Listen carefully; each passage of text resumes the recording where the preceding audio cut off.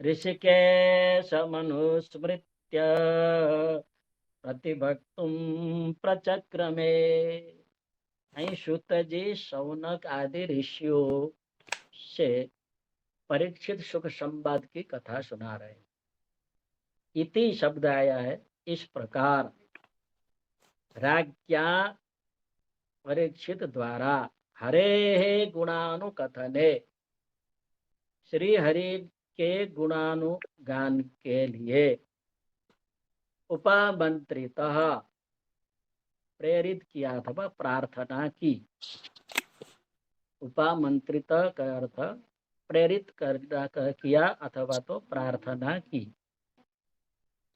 तब सुखदेव जी कहते हैं ऋषिकेशम अनुस्मृत्य, सुखदेव जी ऋषिकेशम अनुस्मृत्य, ऋषिकेश भगवान का स्मरण करके। तो यहाँ ऋषिकेश शब्द दिया है, ऋषिकाणाम इंद्रियाणाम ईशः ऋषिकेशः। ऋषिक कहते हैं इंद्रिय उनके अधिपति, अर्थात इंद्रियों के संचालन करने वाले, इंद्रिय को नियंत्रण करने वाले भगवान को ऋषिकेश कहते हैं। ऋषि नहीं, ऋषि, हा के साथ ऋषिकेश। तो वैसे ऋषिकेश को अनुस्मृत्य स्मरण करके प्रतिवक्तुम, प्रश्न के उत्तर को देने के लिए, प्रतिवक्तुम परीक्षित ने प्रश्न किया, उसका उत्तर देने के लिए प्रचक्र में आरंभ किया, अपना प्रवचन आरंभ किया। ठीक है। इति इस प्रकार से राज्ञा राजा परीक्षित के द्वारा हरे गुणानुकथने, श्री हरि के गुणानुकथन के लिए उपमंत्रित प्रार्थना किया। तब सुखदेव जी ऋषिकेशम अनुस्मृत्य, ऋषिकेश भगवान अर्थात इंद्रियों के नियंत्रण करने वाले, इंद्रियों का संचालन करने वाले, ऐसे ऋषिकेश भगवान को अनुस्मृत्य स्मरण करके प्रतिवक्तुम उत्तर देने के लिए प्रचक्र में आरंभ किया, मंगलाचरण आरंभ किया। ठीक है। तो मंगलाचरण का अर्थ है, पहले भी मैंने कहा, मंगम मोक्षम लाति ददाति इति मंगलम। ये मंगल मोक्ष को देने वाला होता है, इसलिए मंगल शब्द कहा गया है। उसका आचरण मंगलाचरण। यहां से ही परीक्षित सुख संवाद आरंभ होता है। परीक्षित सुख संवाद का आरंभ यहाँ से। इससे पहले प्रथम स्कंद में उपाक्रम है सूत जी शौनक जी का संवाद है। सूत जी शौनक जी का संवाद यहाँ तक चला। अब शुक परीक्षित का संवाद आरंभ होता है। तो संवाद आरंभ करने से पहले सुखदेव जी मंगलाचरण करते हैं। मंगलाचरण 3 प्रकार का होता है। पता है मंगलाचरण 3 प्रकार कौन कौन है? एक आशीर्वादात्मक, आशीर्वाद रूप एक मंगलाचरण।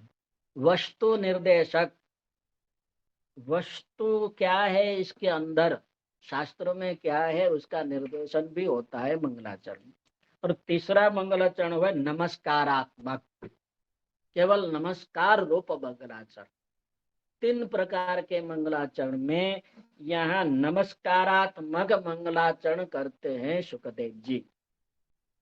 देखो, नमः शब्द से आरंभ करते हैं। नमः परस्मै पुरुषाय भूयसे सदुद्भवस्थान निरोध लीलया। बोलिए नमः परस्मये पुरुषाय भूयसे। बोलिए, कंठस्थ भी करते जाएंगे। नमः परस्मै पुरुषाय भूयसे सदुद्भव स्थान निरोध लीलया। सदुद्भव सदुद्भव स्थान निरोध लीलया गृहीत शक्ति तृतयाय देहिना गृहीत शक्ति तृतयाय देहिना अंतर्भवाय नुपलक्ष्य वर्तमने अंतर्भवाय नुपलक्ष्य वर्तमने नमः परस्मै पुरुषाय भूषयसे। यहाँ लेना पुरुषाय परस्मै नमः। पुरुषाय परम पुरुषोत्तम पुरुष रूप भगवान श्री हरि को नमस्कार। परस्मै परस्वरूप पुरुषाय पुरुषोत्तम भगवान को नमः नमस्कार। पर शब्द का अर्थ है, दो अर्थ है पर शब्द का अर्थ। एक तो गुण से सत्व रजतम गुण से पर गुणातीत पर। दूसरा अर्थ है पर पालन पोषण करने वाले पर। अथवा इंद्रियाणि परान्याउ इंद्रियेभ्यो परम मनः मनसस्तु परा बुद्धि यो बुद्धे परसस्तु तपसा। इंद्रियों से भी पर, बुद्धि से भी पर, और पर माने सूक्ष्म स्वरूप। पर शब्द के तीन अर्थ किया है हमने। परस्मै एक तो पर पुरुष गुणातीत पर पुरुष नित्य स्वरूप परम पुरुषोत्तम को नमः नमस्कार करते हैं। नमस्कार का अर्थ तो आप जानते हैं क्या है। नमस्कार का भाव स्वसत्व निवृत्ति पूर्वकम परसत्व स्वीकरणम। आप अपने आप को समर्पित करके भगवान के स्वरूप को, भगवान के शक्ति को, भगवान के कृपा को अपने में स्वीकार करने का भाव यहाँ नमस्कार है। ये भाव यहाँ पर है सुखदेव जी ने। हे भगवान, हे ईश्वर, हे श्री हरि, मैं भागवत कथा का प्रवचन करना चाहता हूँ, पर जो भी कहूंगा आपका ही स्वरूप है, आपके गुणानुवाद है, आपके कृपा से ही मैं कह सकता हूँ। आप हमारे ऊपर कृपा कीजिए। इस भाव से यहाँ पर नमः शब्द आया है। ठीक है। अपने आप को समर्पित होना, और जिसको समर्पित करते हैं उनके शक्ति को, उनके कृपा को, उनके आशीर्वाद को स्वीकार करने का भाव यहाँ नमः है। विरल भाई बराबर समझ में आया नमः क्या चीज है। परसत्व निवृत्ति स्वसत्व निवृत्ति पूर्वकम परसत्व स्वीकरणम दमनम नमः। अपने सत्व को, अपने आप को समर्पित करके परमात्मा के शक्ति को, परमात्मा के कृपा को स्वीकार करने का भाव नमन में है। इसलिए यहाँ करे पर पुरुषोत्तम भगवान को मैं नमस्कार करता हूँ। पुरुषाय परस्मै नमः। फिर दूसरा है भूयसे नमः। दूसरा दिया है भूयसे। भूयस माने खूब, अपार। भूयस शब्द के चतुर्थी विभक्ति एक वचन में भूयसे बनता है। भगवते शब्द चतुर्थी विभक्ति, पयसे चतुर्थी विभक्ति, चंद्रमा से चतुर्थी विभक्ति, वैसे ही भूयसे अपार महिमा वाले अथवा अपार पराक्रम वाले श्री हरि को नमस्कार। भूयसे नमः। अपार महिमा है, यह बात अपने पुष्पदंत ने कहा है। अशित गिरि समं स्यात् कज्जलं सिंधु पात्रे सुरतरुवर शाखा लेखनी पत्रमुर्विं लिखति यदि गृहीत्वा शारदा सर्वकालं तदपि तब गुणानम ईश पारम नयाति। जो गुणगान का पार नहीं है, ऐसे अपार। उसमें लिखा है ईश, यदि नीले पर्वत के को समुद्र में मिला करके स्याही बनाए, कल्प वृक्ष के शाखा को लेखनी बना जाए, पृथ्वी को कागज बनाकर शारदा देवी सरस्वती साक्षात अनंत काल तक लिखे तो भी आप भगवान के गुणगान का पार नहीं होता है। कबीरदास ने भी वही बात की है। सब धरती कागज करूं, सब धरती कागज करूं, लेखनी सब बन राय, सात समुद्र की मशे करूं, हरि गुण लिखा न जाए। हरि के गुण है, सब धरती को कागज करूं, लेखनी सब बन राय, संपूर्ण बन के उसको लेखनी बनाऊं, कलम बनाऊं, सात समुद्र के मसू करूं तो भी हरि के गुण को लिखा नहीं जा सकता है। ऐसे भूयसे नमः, अपार महिमा, जिनका अनंत गुण है, अनंत नाम है, अनंत पराक्रम है, ऐसे अनंत पराक्रम अनंत गुण जिसका पार ही नहीं है, अंत ही नहीं है, ऐसे भूयसे अपार महिमा वाले भगवान को नमः नमस्कार करता हूं। स्तुति संभव नहीं है। स्तुति का अर्थ होता है गुणगान, स्तुति का गुणगान करना है, स्तुति से संभव नहीं है। इसलिए सुबह सुखदेव जी नमस्कार करते हैं, यहाँ स्तुति नहीं कर रहे, नमस्कार कर रहे। क्यों? अपार महिमा है, उनको स्तुति करते करते पार ही नहीं होगा, जो जैसे भी हो वैसे हो नमस्कार। इसलिए यहाँ स्तुति नहीं करते हैं, मंगलाचरण में नमस्कार कर रहे हैं। सदुद्भव स्थान निरोध लीलया, दूसरा सद उद्भव स्थान निरोधी लीलया। सत का अर्थ होता है सतः, सब पंचमी विभक्ति है, उसका अर्थ होता है सत तत्व से, सत तत्व से उद्भव उत्पत्ति, जगत की उत्पत्ति, स्थान माने पालन, स्थिति, निरोध माने संभार, ये लीला करते हैं भगवान। सत्तत्व से जगत की उत्पत्ति की लीला, सत्व के तत्व से जगत के पालन की लीला, और निरोध माने संभार की लीला करते हैं। ऐसे लीलाओं के द्वारा, ठीक है ना, सत माने सत तत्व से, उद्भव माने जगत की उत्पत्ति, भव स्थान माने जगत का पालन और जगत की स्थिति, निरोध माने जगत का संहार, ये लीला करते हैं। किससे लीला करते हैं? सत्व तत्व से। तीन प्रकार की लीला करते हैं, उत्पत्ति करते हैं, पालन करते हैं और निरोध करते हैं। ऐसे लीला के द्वारा गृहीत शक्ति त्रयाय, प्रकृति के तीन शक्ति है, तीन गुण है, उसको शक्ति कहा गया है। प्रकृति के सत्व रज तम, ये तीन शक्ति को धारण कर तीन रूप धारण करते हैं भगवान, ब्रह्म विष्णु महेश्वर।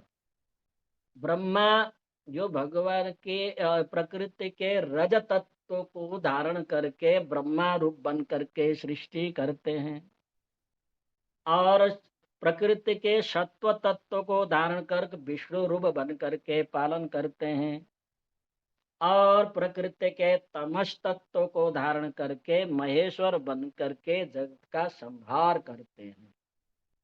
इसलिए गृहीत शक्ति तृतयाय, गृहीतम सत्वरजतम इति त्रयम् एन तस्मै, गृहीत शक्ति त्रयाय, सत्व रज तम, तीन प्रकृति के गुणों को शक्ति त्रय कहा जाता है।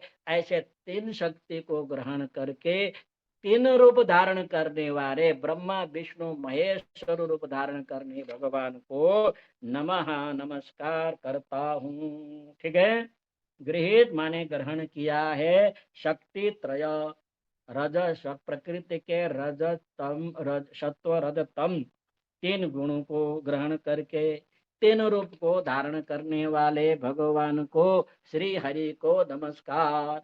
गृहीत शक्ति तृतयाय।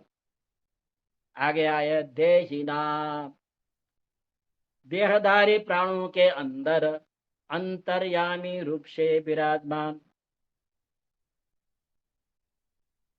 श्री हरि को नमस्कार। गृहीत शक्ति तृतयाय देहि देहिना, ये धारण करके अंतर्भवाय, देहिनाम अंतर्भवाय यहाँ आया।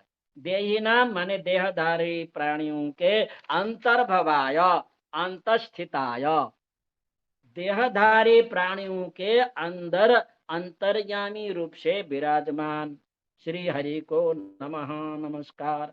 सभी प्राणियों को के अंदर भगवान विराजमान होते हैं। उपनिषद में कहा गया है तत्सृष्ट्वा तदनु प्रविशत, भगवान जगत के रचना करके उसके अंदर प्रवेश करते हैं। समष्टि व्यष्टि जगत में अंदर प्रवेश करते हैं तो उनका नाम होता है विष्णु। व्यष्टि विश्वमिति विष्णु, जगत के अंदर प्रवेश करते हैं। ऐसे अंतर प्रवेश करने से विष्णु भी कहा जाता है, नारायण भी कहा जाता है। नरः नरस्य हृदयम एव अयनम इति नारायण, मनुष्य के हृदय ही जिनका निवास स्थान है वो नारायण है, वो अंतर्यामी कहा जाता है। सबके अंदर हाँ भगवान बैठे हैं। ऐसे श्री हरि को अंतर्यामी परमात्मा को नमस्कार। ठीक है, देही नाम अंतर्भवाय, देही नाम यहाँ लेना, देह अस्य स्थिति देही प्राणी, प्राणियों के अंदर हृदय में विराजमान विष्णु स्वरूप नारायण स्वरूप भगवान अंतर्यामी भगवान को नमस्कार। अनुपलक्ष्य वर्तमाने नमः, फिर नमस्कार करते हैं। अनुपलक्ष्य वर्तमाने, सर्व प्राणियों के अंदर विराजमान है। विराजमान हुए होने से बाह्य चक्षु के द्वारा उनका दर्शन नहीं होता, अंत चक्षु की आवश्यकता हो। ये अंदर प्रवेश में अंत चक्षु की आवश्यकता पड़ती है। अंत चक्षु क्या है? कहते हैं ज्ञान चक्षु।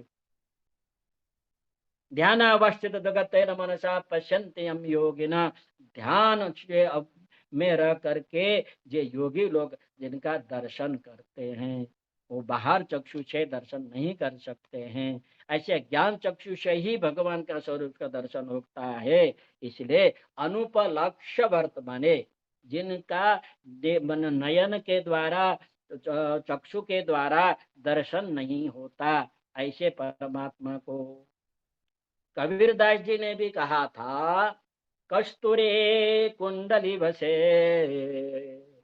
मृग ढूंढे बनमाही, जाके घट घट राम है दुनिया देखे ना।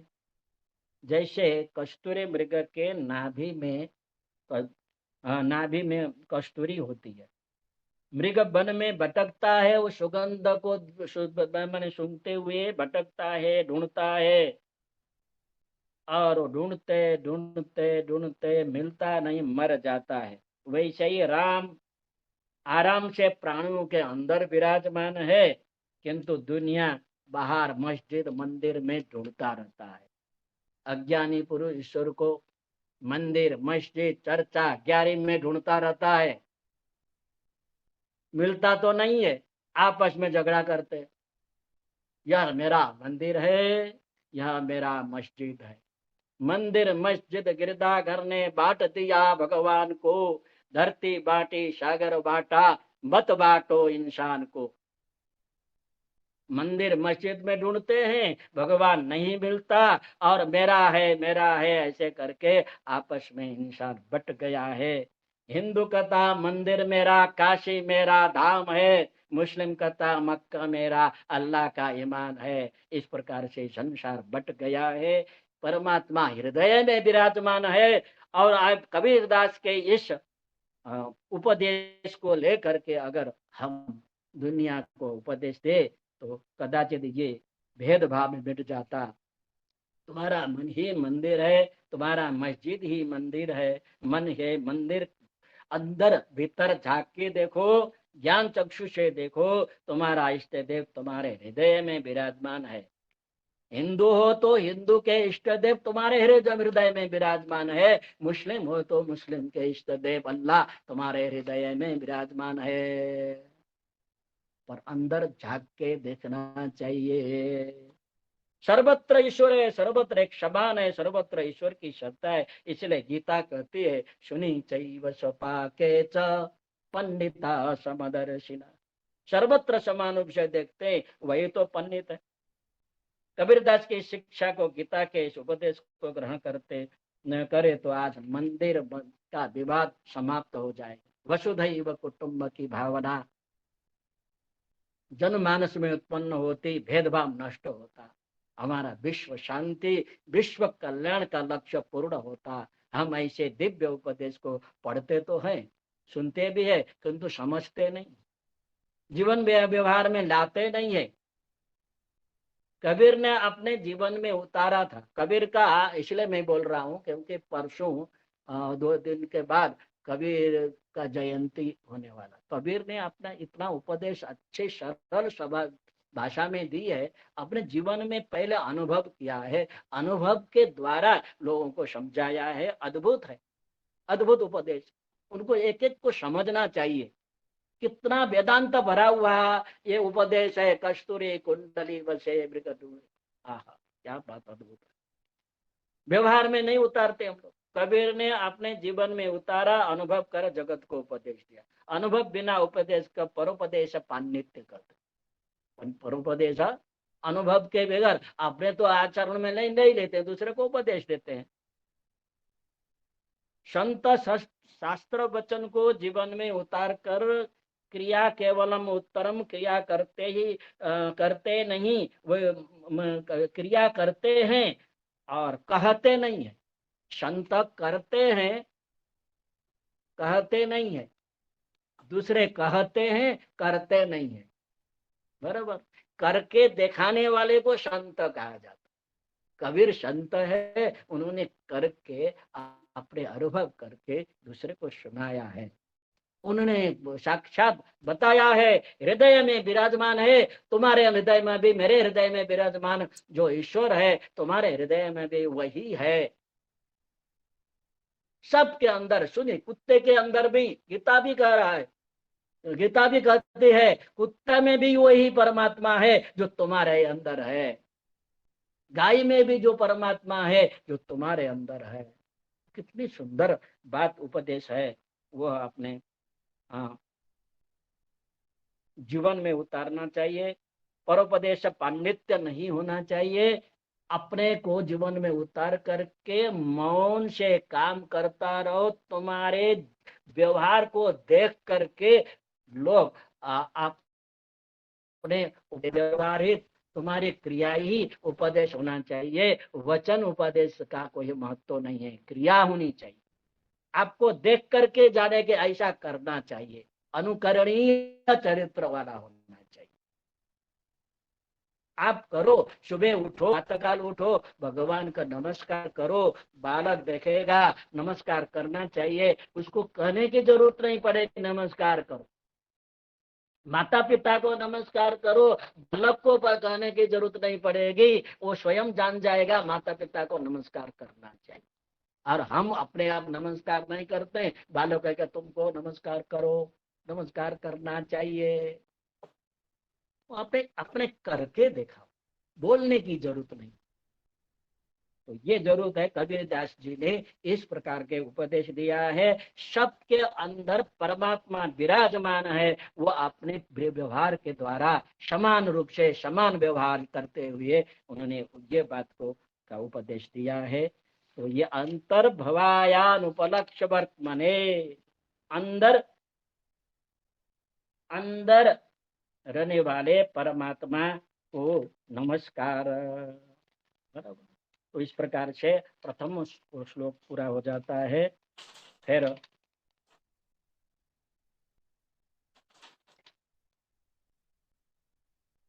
दूसरा श्लोक है, 13वां श्लोक। ठीक है, पहला श्लोक का बराबर अर्थ समझ में आया। पर पुरुषोत्तम परमात्मा को नमस्कार। भूय से अनंत गुण, जिनका गुण का पार नहीं है, ऐसे परमात्मा को नमस्कार। सदुद्भव स्थान निरोध लीलया, सत तत्व से जगत की उत्पत्ति, जगत का पालन और जगत का निरोध करते हैं। तीन गुण को धारण करके तीन स्वरूप को धारण करते हैं, ऐसे ब्रह्मा विष्णु रूप बनते हैं, ऐसे परमात्मा को नमस्कार।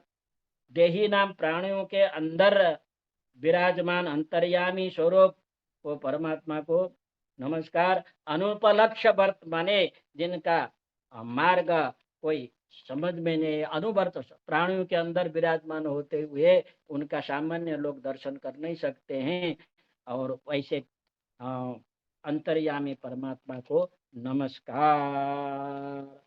तो इस प्रकार से प्रथम श्लोक का, प्रथम मंगलाचरण का सामान्य अर्थ हुआ।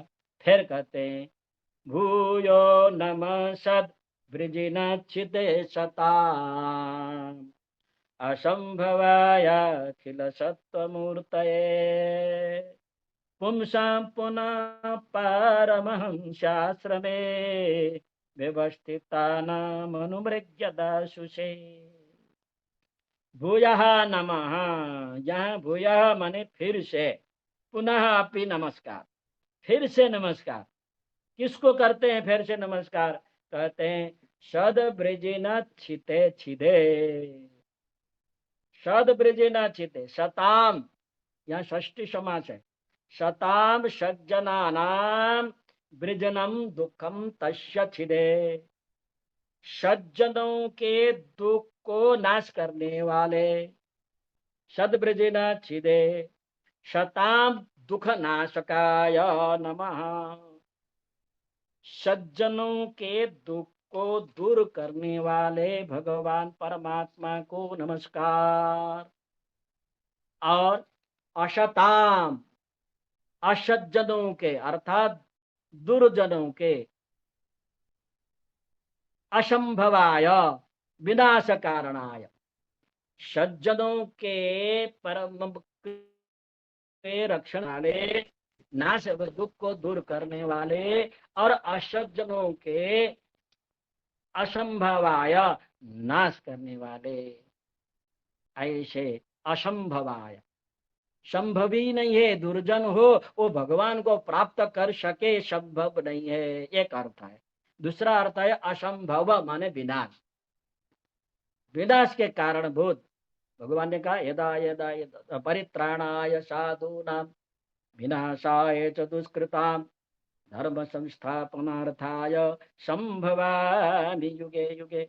सज्जनों के रक्षा के लिए, असज्जनों के विनाश के लिए प्रत्येक युग में अवतार लेता हूँ। वही बात यहाँ बताई है। अशताम पहले सज्जनों के लिए, सद ब्रजिन छिदे, सद मने सज्जनों के, ब्रजन मने दुख को, छिदे मने नाश करने वाले, असताम असज्जनों दुर्जनों के, असंभवाय नाश करने वाले, ऐसे परमात्मा को नमस्कार। अथवा असताम दुर्व्यसनी नाम जीवानाम, जो असत है, दुर्व्यसनी है, ऐसे जीवों को प्राप्तम अशक्याय, असंभवाय का अर्थ है दुर्व्यसनी जीवों को भगवान प्राप्त नहीं हो सकते। असज्जन दुर्जनों के असंभव प्राप्त कर नहीं कर सकते, ऐसे भगवान को नमस्कार। भगवान सज्जनों की रक्षा के लिए अवतार लेते हैं, असज्जनों के नाश के लिए अवतार लेते हैं। असंभवाय का अर्थ हुआ दुष्कृत्य करने वाले, दुष्टों को नाश करने के वाले अवतार लेते हैं, ऐसे श्री हरि को नमस्कार। ठीक है, क्या अर्थ था? न भूयो नमः सद ब्रजिनच्छिदे असताम असंभवाय अखिल सत्वमूर्तये, अखिल सत्वमूर्तये, अखिलम संपूर्णम सत्वमूर्ति यस्य स तस्मै। भगवान श्री हरि का संपूर्ण स्वरूप सत्स्वरूप है, ऐसे सत्व मूर्ति श्री हरि को नमस्कार। अखिला सत्व मूर्तये, संपूर्ण शरीर अवयव स्वभाव क्रिया सत्व है, सत स्वरूप है, ऐसे परमात्मा को नमस्कार। दूसरा अर्थ होता है सत्व का अर्थ शुद्ध अर्थ भी होता है। भगवान श्री हरि शुद्ध बुद्ध स्वरूप है, अर्थात त्रिगुणातीत है। गुणातीत होने से भगवान शुद्ध स्वरूप है। शत भाव सत्यम, सत्यम ऐसा भी सत्य स्वरूप भी होता है। परमात्मा सत्य स्वरूप है, उनको नमस्कार। तो यहाँ सत सत्व शब्द में सत्य स्वरूप भी कहा जाता है। और जब 10वें स्कंद में भगवान अवतार लेने के लिए, कृष्ण अवतार के लिए देवकी के गर्भ में विराजमान रहे हो गए, तब गर्भस्तुति देवता लोग करते हुए सत्य स्वरूप का वर्णन करते हैं, स्तुति करते हैं। सत्यव्रतम सत्य परम त्रिसत्यम, सत्यस्य योनिं निहितं च सत्ये, सत्यस्य सत्यं मृत सत्य नेत्रं, सत्यात्मकं त्वां शरणं प्रपन्ना। सत्यव्रतम, भगवान सत्य संकल्प है, सत्य व्रत है। उनका जो व्रत है, संकल्प है, वो सत्य है। जो संकल्प करते हैं पूर्ण करके छोड़ते हैं।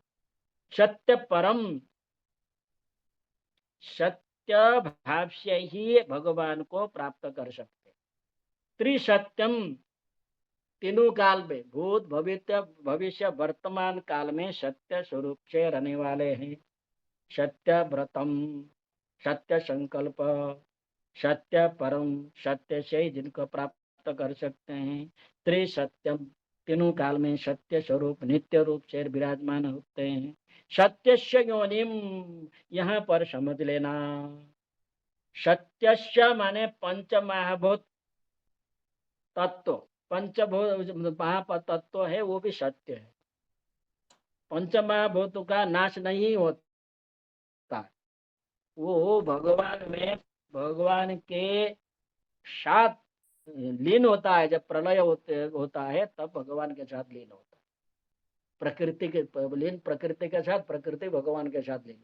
जब प्रकृति नित्य है, सत्य स्वरूप है, उस प्रकृति से आकाश आदि पंचमहाभूत होते हैं। पहले प्रकृति भी सत्य है, पंचमहाभूत भी सत्य है।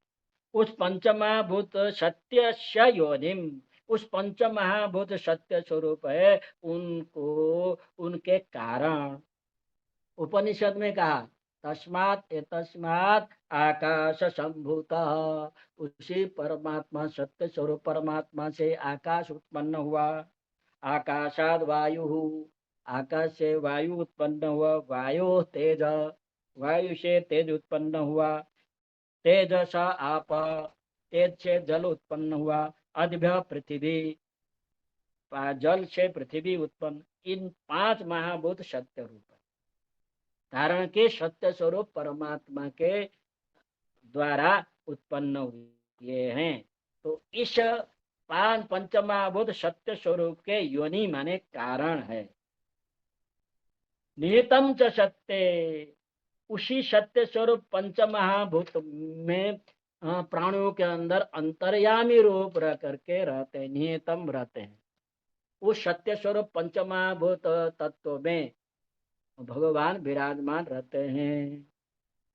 सत्यम च समदर्शनम, आगे एक भागवत के 11 स्कंद में भगवान उद्धव को उपदेश देते हुए कहते हैं सत्य क्या चीज है? सत्यम च समदर्शनम, तदनुसार सर्वत्र समान रूप से सूर्य की भांति रहने वाले होने से सत्य स्वरूप है। सत्यस्य सत्यम, जो संसार में जितने भी प्रतिभाषित है तत्व है वो भी सत्य तत्व, सत्य तत्व है, वो सत्य स्वरूप है। ऐसे सत्य स्वरूप भगवान को नमस्कार। आगे कहते हैं ऋतम सत्यम, सत्य नेत्रम च। तो ऋत सत्य क्या है? ऋतम च सुनृता वाणी, भगवान की जो वाणी है बहुत सुंदर है।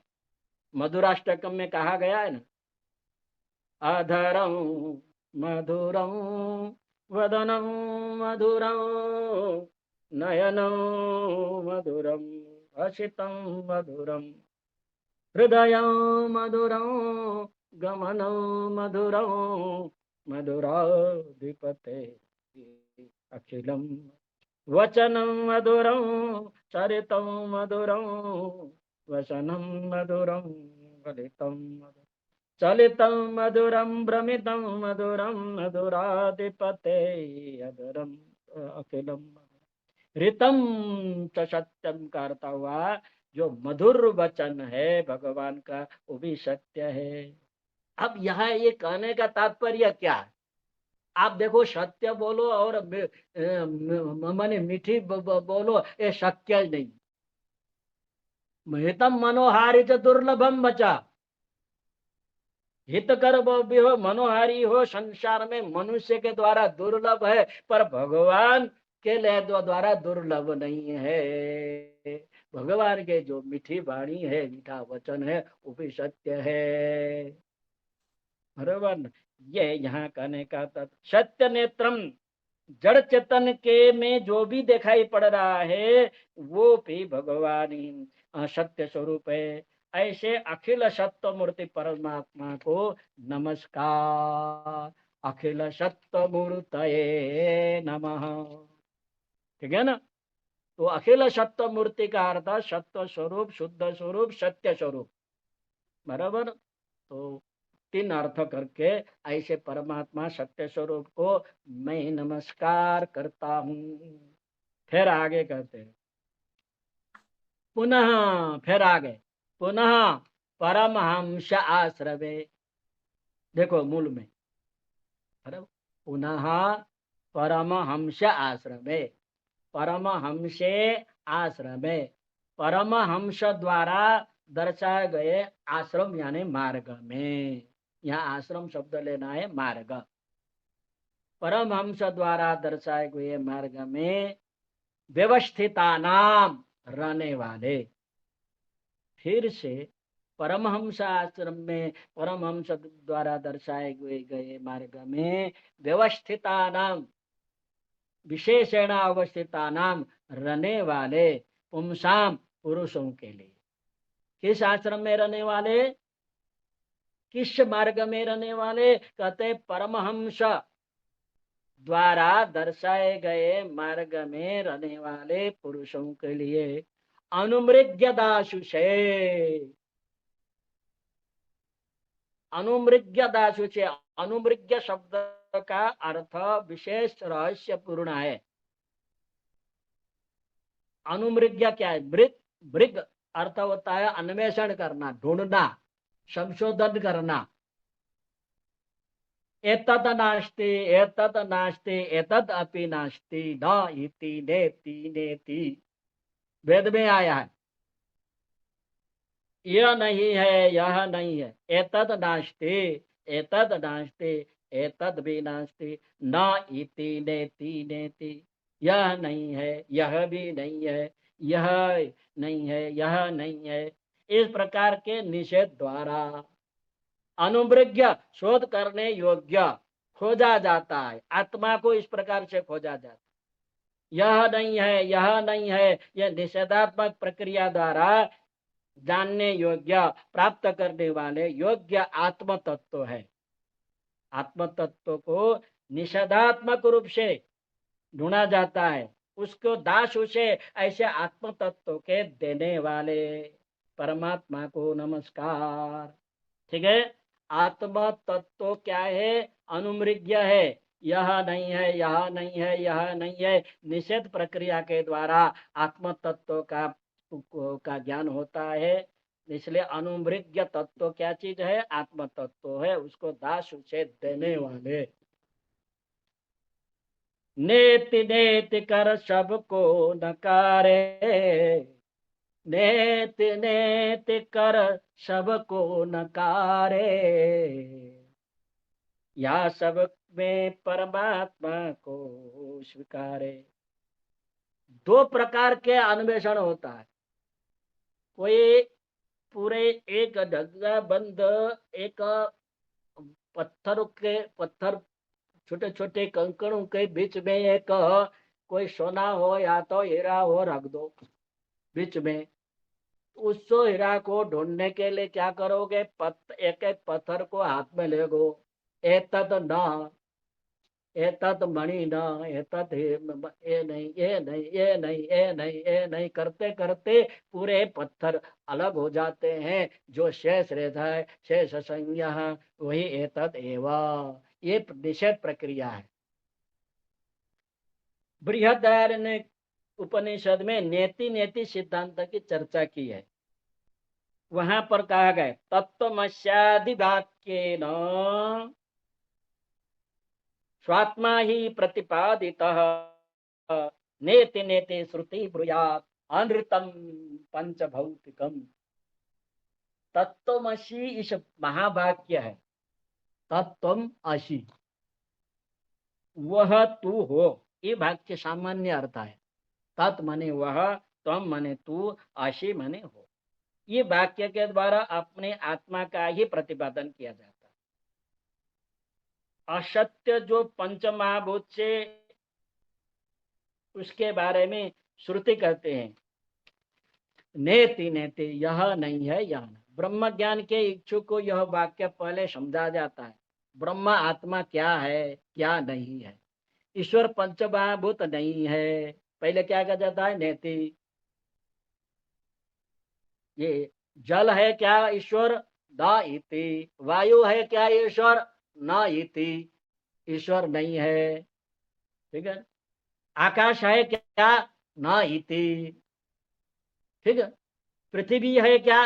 न इति, नहीं है। इंद्रिया है क्या? न इति। मन ईश्वर है क्या? न इति। बुद्धि ईश्वर है क्या? नहीं, न इति। अहंकार ईश्वर है क्या? नहीं। आत्मा है क्या? ईश्वर बने वहां आत्मा दिया है। आत्मा है क्या? नहीं। ये सभी 24 तत्वों के को बताते हुए कहते हैं नति नेति नेति। नेति विचार प्रचार वेदांत का एक ज्ञान मार्ग है। नेति नेति के युक्ति के आधार पर भी ब्रह्म सत्यम जगन मिथ्या कहा जाता है। आधार ब्रह्म सत्यम जगन मिथ्या कहा गया। नेति नेति कहते हुए आत्मा की उपलब्धि कराने का नाम ज्ञान है। नेति नेति सिद्धांत है। सत्य की खोज में इसी नेति नेति के सिद्धांत का सहारा लेना पड़ता है। ऐसे नेति नेति द्वारा जिनका ज्ञान होता है, ऐसे आत्मा तत्व को अनुमृग्य कहते हैं। उनको क्या कहते हैं? अनुमृग्य। न इति न इति इति निषेध प्रक्रिया द्वारा अन्वेषणीय। नहीं नहीं, ये नहीं, ये नहीं, ये नहीं करके अन्वेषण करने योग्य तत्व है आत्म तत्व, उसको अनुमृग्य कहते हैं। उनको दासु से उस आत्म तत्व को देने वाले, आत्म तत्व को ज्ञान कराने वाले भगवान को नमस्कार। वही बात गीता में कहा है ना, कठोपनिषद में भी है। इंद्रियाणि पराण्याहु इंद्रिय परम मनः मनसस्तु परा बुद्धि यो बुद्धि पर सस्तुते। इंद्रिय से पर है और मन से भी पर है, बुद्धि से भी पर है। तो यही कहा है, नेति नेति का सिद्धांत गीता में भी सूचित किया है। समझ में आया नेति नेति का अर्थ क्या है? हाँ, नेति नेति कर वेद पुकारे कहा गए। तो वेद क्या पुकारते हैं? तो नेति, यह नहीं है, यह नहीं है, यह है, आत्मा है ना। आत्मा यह जैसे तक कहा गया है पृथ्वी ईश्वर है, आत्मा है नहीं। आत्मा नित्य है, पृथ्वी अनित्य है। शरीर में आत्मा है क्या? ना येते, क्योंकि शरीर तो शीर्ण होता है, परिवर्तित होता है। आत्मा में परिवर्तित नहीं होता है, इसलिए आत्मा नहीं। तो उसका भी प्रक्रिया है। हाँ? देह आत्मा नहीं मानने का कारण क्या? आत्मा अव्यय है, अपरिवर्तनीय है, अविकारी है। देह विकारी है, देह है बालक बालक स्वरूप था, युवा स्वरूप हुआ, प्रौढ़ स्वरूप हो जाएगा,